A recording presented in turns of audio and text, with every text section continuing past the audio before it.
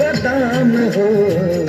थाकल कदम तनी कदम दाद कावर ले लाए बाम कावर ले लाए बाम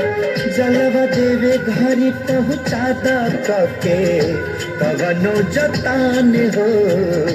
कवनो जतान तनी कदम दाद कावर ले लाए बाम कावर ले लाए बाम।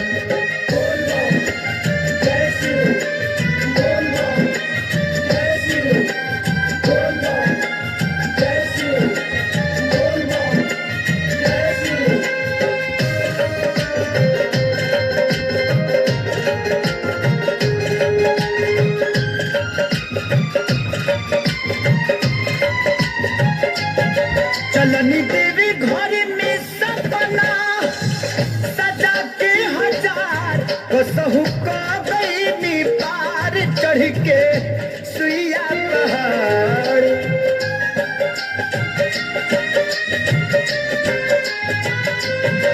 बस दिलवा में कही अरे माँ हमार कैसे जलवा चढ़ाई बानी इतना लाचार पर कदना नैया नइखे कवनो अलाम हो, कवनो अलाम तनी कदम दाद कावर ले लाए बाम कावर ले लाए बाम।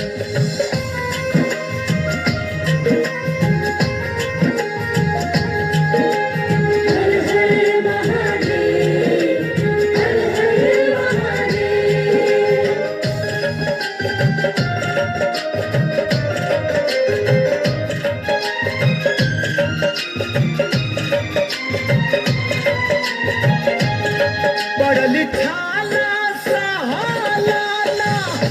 पौवा के पीर कुछ बुझाना ना थार थार कापे शरीर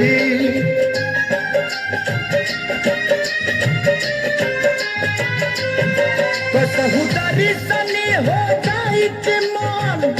धारे नदी भोले बाबा बनैले कैसन मोरी तकदीर जाने लिखले विधाता हमार कैसन कदम हो, कैसन कदम तनी कदम दाद कावर ले लाए बाम कावर ले लाए बाम।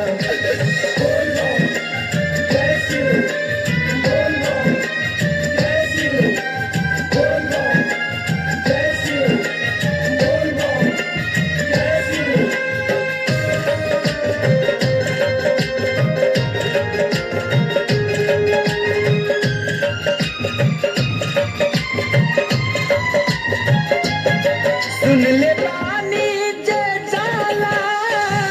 न खाली लगे भोले बाबा के कृपा से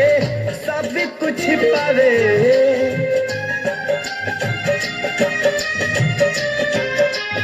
बड़ा यसरा में रोशन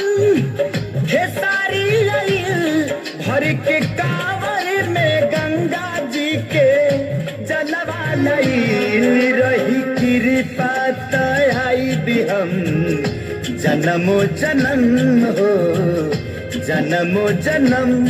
तनी कदम दाद कावर ले लाए बाम कावर ले लाए बाम। टूटता के बदान मोरा थाकल कदम हो, थाकल कदम तनी कदम दाद कावर ले लाए बाम कावर ले लाए बाम